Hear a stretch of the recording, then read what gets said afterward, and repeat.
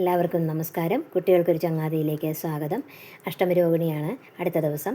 അതുകൊണ്ട് ഞാൻ കൃഷ്ണൻ്റെ ബാലലീലകൾ കേൾക്കാം. അഷ്ടമിരോഹിണിയിൽ നാമസങ്കീർത്തനങ്ങളും കൃഷ്ണകഥകളും കേൾക്കുന്നത് വളരെ പുണ്യകരമാണ്. നിങ്ങൾ ഇഷ്ടപ്പെട്ടാൽ ലൈക്ക് ചെയ്യണം, ഷെയർ ചെയ്യണം. യശോദയും ദേവകീദേവിയും തമ്മിലുള്ള ഒരു സമാഗമമാണ്. അവർ തമ്മിലുള്ള ഒരു സംഭാഷണമാണ് ഞാൻ കൃഷ്ണകഥ ആയിട്ട് ഇവിടെ പറയുന്നത്. വളർത്തമ്മയായ യശോദയും ദേവകീദേവിയും തമ്മിൽ കണ്ടുമുട്ടുന്നു. വളരെ വർഷങ്ങൾക്ക് ശേഷം, കംസവധം കഴിഞ്ഞതിന് ശേഷമാണ് കൃഷ്ണനെ ദേവകീദേവിയുടെ അടുക്കൽ എത്തുന്നത്. അതുകൊണ്ട് അഷ്ടമിരോഹിണി കണ്ണൻ്റെ പിറന്നാൾ വളരെ ആഘോഷപൂർവ്വം നടത്താൻ ദേവകീദേവി തീരുമാനിച്ചു. വസുദേവരും ദേവകീദേവിയും കൂടെ അതിനുള്ള ഒരുക്കങ്ങളെല്ലാം നടത്തി. നന്ദഗ്രഹത്തിൽ നിന്ന് യശോദയെയും നന്ദഗോപരെയും അവിടെയുള്ള എല്ലാവരെയും ക്ഷണിച്ചു. യശോദയും നന്ദഗോപരും നേരത്തെ തന്നെ അവിടെ എത്തിച്ചേർന്നു. കുശലപ്രശ്നങ്ങൾക്കിടയിൽ ദേവകീദേവി യശോദയോട് പറയുന്നു, യശോദയെ, നീ എത്ര ഭാഗ്യവതിയാണ്. എനിക്കവന് ജന്മം നൽകാനല്ലേ കഴിഞ്ഞുള്ളൂ. എനിക്കവൻ്റെ ബാലലീലകളൊന്നും കാണാൻ സാധിച്ചില്ല. അത് നിനക്ക് മാത്രമേ അതിനുള്ള ഭാഗ്യമുള്ളൂ. നിനക്ക് മാത്രമേ അത് പറയാൻ അധികാരവുമുള്ളൂ. അതുകൊണ്ട് നീ എനിക്ക് അവൻ്റെ ബാലലീലകളൊന്ന് പറഞ്ഞു തരാമോ? അതിനെന്താ, എത്ര പറഞ്ഞാലും എത്ര കണ്ടാലും എത്ര കേട്ടാലും മതിയാവാത്തതല്ലേ കണ്ണൻ്റെ രൂപവും കണ്ണൻ്റെ ബാലലീലകളുമൊക്കെ. അങ്ങനെ സന്തോഷത്തോടെ യശോദ ദേവകീദേവിയുടെ മുമ്പിൽ കണ്ണൻ്റെ കഥകളങ്ങനെ വിവരിക്കുകയാണ്. ആ കണ്ണൻ്റെ ബാലലീലകൾ ഒന്നൊന്നായി ഇങ്ങനെ പറഞ്ഞുകൊണ്ടിരിക്കുകയാണ്. ആ കൂട്ടത്തിൽ കണ്ണൻ പൂതന വന്നെടുക്കുന്ന ആ ഭാഗം പറയും. അന്ന് പൂതന എടുത്ത സമയത്തുണ്ടായ സംഭവത്തിൽ യശോദ മോഹാലസ്യപ്പെട്ടു പോയതാണ്. അങ്ങനെ ആ പൂതനമോഷം പറഞ്ഞ കൂട്ടത്തിൽ ഇവിടെ ഇതാ ദേവകീദേവി മോഹാലസ്യപ്പെട്ടു പോയിരിക്കുന്നു. ആ ആലസ്യമൊക്കെ കഴിഞ്ഞ് എഴുന്നേറ്റിട്ട് വളരെ കോപത്തോടെ യശോദയെ നോക്കി ചോദിച്ചു, യശോദയെ, മറ്റൊരു സൈന്യം എന്തിനാ നീ നൽകിയത്? നിൻ്റെ സൈന്യം നൽകിയാൽ പോരായിരുന്നു. അങ്ങനെയാണ് യശോദ ആ കഥ പറഞ്ഞു കൊടുക്കുന്നത്. അങ്ങനെ വീണ്ടും യശോദയോട് ദേവകി പറയൂ കേൾക്കട്ടെ. അങ്ങനെ യശോദ പറയുകയാണ്, ഞാനിവനെ ഇവനെ കാണാൻ പറ്റത്തില്ല. ഇവൻ ഭയങ്കര സ്പീഡിലാണ് ഇങ്ങനെ മുട്ടയിൽ നടക്കുന്നത്. അങ്ങനെ ഇവൻ്റെ കാലിൽ നിറയെ മുത്തുമണികളുള്ള ഒരു കാൽത്തള ഞാനിട്ടു. ആ മുത്തുമണികളുടെ കിലുക്കം കൊണ്ട് ഇവനെ എനിക്ക് എവിടെയാണെന്ന് പെട്ടെന്ന് കണ്ടുപിടിക്കാൻ വേണ്ടി. ഇവൻ മുട്ടുകാലിൽ എഴഞ്ഞു നടക്കുന്ന കാണാൻ വളരെ ഭംഗിയാണ്. ഇവൻ ആ മുട്ടുകാലിൽ ഇങ്ങനെ എഴഞ്ഞു നടക്കുമ്പോൾ ആ മുത്തുമണികൾ കിലുക്കിയിട്ട് എഴഞ്ഞു നടക്കുന്നതിനിടയ്ക്ക് തിരിഞ്ഞു നോക്കും, അവനെ പിടിക്കാൻ വരുന്നുണ്ടോ ആരെങ്കിലും എന്ന്. ഞാൻ അവനെ പിടിക്കാനായിട്ട് അവൻ്റെ പുറകെ എത്തിയാൽ ആ മുട്ടുകാലിൽ അവൻ എത്ര സ്പീഡിലാണെന്നറിയാം. എനിക്ക് അവൻ്റെ അടുക്കലെത്താൻ പോലും പറ്റത്തില്ല എന്ന് യശോദ പറയുമ്പോൾ ദേവകി അതൊക്കെ ഇട്ട് ചിരിച്ച് ആനന്ദിച്ച് നിൽക്കുകയാണ്. എന്നിട്ട് പറയും, ഇവന് ഞാൻ എന്നും വെണ്ണയും പാലും തൈരും പഴവും മധുരപലഹാരങ്ങളും ഒക്കെ കൊടുത്താലും ഇവൻ ആ ഗോപാലയങ്ങൾ കയറി ഗോപികമാരുണ്ടാക്കി വെച്ചിരിക്കുന്ന പാലും വെണ്ണയും തൈരും എല്ലാം കവർന്നു തിന്നുന്ന ഒരു കള്ളക്കണ്ണനായിരുന്നു ഇവൻ. അയ്യോ, അങ്ങനെയൊന്നും പറയല്ലേ യശോദേ, അവൻ കുഞ്ഞല്ലേ എന്ന് ദേവകീദേവി പറയുകയാണ്. എന്നിട്ട് കേൾക്ക്, പറയട്ടെ എന്ന് പറയും. അപ്പോൾ പറയും, ഗോപികമാരുടെ ഒരുപാട് തൈരുകുടം ഇവൻ ഉടച്ചു.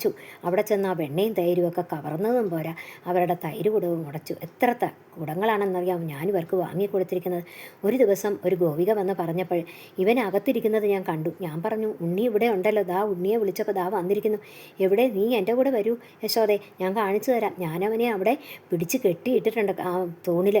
അങ്ങനെ യശോദ ആ ഗോപികയുടെ അടുക്ക ചെന്നപ്പോഴേ അവിടെ തൂണിൽ പിടിച്ച് കെട്ടിയിരിക്കുന്ന കണ്ണനെ കണ്ട് അവൾ ഉറക്കെ ചിരിക്കുന്നു. എന്തിനാണോ ചിരിച്ചതെന്ന് നോക്കി ആ ഗോപിക തൂണിലോട്ട് നോക്കിയപ്പോൾ അവിടെ നിൽക്കുന്നത് ആ ഗോപികയുടെ മകനാണ്. അത് കണ്ടാണ് യശോദ ചിരിച്ചത്. ഇതെങ്ങനെ വന്നു? ഇവനൊരു മായാജാലക്കാരൻ തന്നെ, ഇവനൊരു ഇന്ദ്രജാലക്കാരനാണ് നിൻ്റെ മകൻ. ഞാൻ എൻ്റെ മകനെ അല്ലല്ലോ അവിടെ കെട്ടിയത്, നിൻ്റെ മകനെ അല്ലേ. ഇപ്പോഴിതെങ്ങനെ വന്നു എൻ്റെ മകൻ എന്ന് പറഞ്ഞ് അവർ വളരെ ദേഷ്യത്തോടെ അവരുടെ മകനെ അഴിച്ചുവിട്ടു. അങ്ങനെ ഒരു കഥ കേട്ടു. അത് കേട്ടപ്പോഴത്തേക്കും ദേവകി ഉറക്കെ ചിരിക്കുകയാണ് തൻ്റെ കണ്ണൻ്റെ ആ ബാലലീലകളൊക്കെ കേട്ട്. അത് കഴിഞ്ഞ് പിന്നെ പറഞ്ഞു, ഒരു ദിവസം ഇവൻ മണ്ണ് തിന്നു. കൂട്ടുകാരൊക്കെ വന്ന് പറഞ്ഞു, ഞാൻ ഈ പാലൊക്കെ കൊടുത്തിട്ട് നീ എന്തിനാ മണ്ണ് തിന്നതെന്ന് ചോദിച്ചു. അവൻ മണ്ണ് തിന്നില്ല എന്ന് ശഠിച്ചു. ഞാൻ അവനെ ഉരലിൽ പിടിച്ചു കെട്ടി. അവൻ ആ ഉരലും വരിച്ചുകൊണ്ട് പോയി 2 മരങ്ങൾക്കിടയിലൂടെ ചെന്ന് ആ മരങ്ങളുടെ അപ്പുറത്ത് പോയപ്പോഴത്തേക്കും ആ മരങ്ങൾ രണ്ടും പെടന്നു വീണു. ശിവ 2 ചെവിയും പൊത്തി നിൽക്കുകയാണ്. എന്നിട്ട് വളരെ കോപത്തോടെ യശോദയെ നോക്കി, എന്താ യശോദയെ നീ കാണിച്ചത്? കുട്ടികളൊക്കെ ദൈവജ്ഞരാണ്, അവരെ ഇങ്ങനെയൊക്കെ ചെയ്യാമോ എന്ന് യശോദയോട് ചോദിക്കുകയാണ്. എന്നിട്ട് ദേവകീദേവി തൻ്റെ കണ്ണൻ്റെ കുസൃതികൾ കേട്ടങ്ങനെ ആനന്ദസാഗരത്തിൽ ആറാടി നിൽക്കുകയാണ്. എന്നിട്ട് പറയൂ എനിക്ക് എൻ്റെ മകൻ്റെ കഥകളൊന്നും കേട്ടിട്ട് മതിയാവുന്നില്ല. അങ്ങനെ കാളിയമർദ്ദനവും തേനുകവധവും കേശിവധവും ഗോവർദ്ധനഗിരി പെരുവിരലിൽ ഉയർത്തിയതുമൊക്കെ കേട്ട് ആ അമ്മ അത്ഭുത സത്യയായി നിന്നുപോയി. എല്ലാം മറന്നു നിൽക്കുക ദേവകി ദേവി, ഇവിടെ എങ്ങുമല്ല. യശോദയാണെങ്കിൽ ആനന്ദത്തിൽ ആറാടി നിന്ന് അതൊക്കെ ആടുകയാണത്. പറയുന്നതിനൊപ്പം യശോദ ആടുന്നുമുണ്ട്. ആ സമയം തെല്ല് മാറി നിന്ന കണ്ണൻ, കളിച്ചുകൊണ്ട് നിൽക്കുന്ന കണ്ണൻ ഓടി വന്നു. അമ്മയെ, ആ സത്യയായി നിൽക്കുന്ന അമ്മയെ കണ്ട് ഓടി വന്നു. തന്നെ അമ്മയെ കെട്ടിപ്പുണർന്നു. അപ്പോഴത്തേക്കും അമ്മ ആ സ്വബോധത്തിലേക്ക് വന്നത്. അമ്മ തൻ്റെ മകനെ നെറ്റിയിലും നെറുകയിലുമൊക്കെ വാരി വാരി പുണർന്ന് ഉമ്മ വെച്ചു. ഉടനെ എന്നിട്ട് ആ മടിയിലോട്ട് പിടിച്ചിരുത്തി. അപ്പോൾ അമ്മ പറഞ്ഞു, ആ കണ്ണന് മൊത്തം നൽകിക്കൊണ്ട് അമ്മ കണ്ണൻ്റെ ബാലലീലകൾ കേട്ട് ആനന്ദസാഗരത്തിൽ ആറാടി നിൽക്കുന്ന അമ്മയോട് കണ്ണൻ പറയുകയാണ്, അമ്മയ്ക്ക് ഞാൻ എൻ്റെ ബാലലീലകളൊക്കെ കാട്ടിത്തരാം, അമ്മയ്ക്ക് കാണണോ എൻ്റെ ബാലലീലകൾ? ആ അമ്മ ആനന്ദ കണ്ണുനീരോടെ തലകുലുക്കുമ്പോൾ ആ കണ്ണൻ അമ്മയുടെ മുമ്പിൽ ആ ബാലലീലകൾ ഒന്നൊന്നായി ആടുകയാണ്. അങ്ങനെ അത് കണ്ട് യശോദയും അവിടെ എല്ലാം മറന്ന് നിൽക്കുകയാണ്.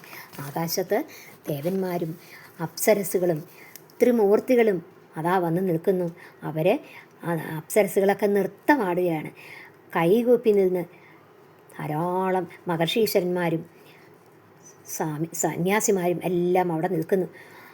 പുഷ്പവൃഷ്ടി ചൊരിയുകയാണ്. ആകാശത്ത് നിന്ന് പുഷ്പവൃഷ്ടി ചൊരിയുകയാണ്.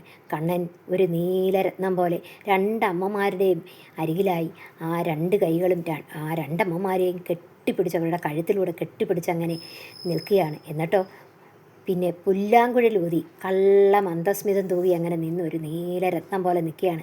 അത് കണ്ട് എല്ലാവരും ഉറക്കെ കൃഷ്ണ കൃഷ്ണ എന്ന് വിളിച്ചു. എന്നിട്ട് പറയുകയാണ് അവരൊക്കെ, ഇത് ദേവകിയുടെ പുണ്യമോ യശോദയുടെ ഭാഗ്യമോ എന്താണെന്നറിയില്ല, എന്തായാലും ഇത് നമുക്കും കിട്ടിയ ഭാഗ്യമാണ്. അവർ പറയുകയാണ്, അതെ, ഇത് നമുക്കും കിട്ടിയ ഭാഗ്യമാണെന്ന് നമുക്കും പറയാം അല്ലേ. നമുക്കും ഈ കൃഷ്ണകഥകൾ കേൾക്കാനും ഈ കൃഷ്ണൻ്റെ ഈ ബാലലീലകൾ കണ്ട് അനുഭവിച്ച് നമുക്ക് മോക്ഷം കിട്ടും, നമുക്കും ആ സായുജ്യമടയാം. എല്ലാവർക്കും ഈ അഷ്ടമിരോഹിണി ദിനത്തിലെ എല്ലാ നന്മകളും ഭഗവാൻ ചൊരിയട്ടെ എന്ന് പ്രാർത്ഥിക്കുന്നു. നമസ്കാരം. വീണ്ടും കാണാം.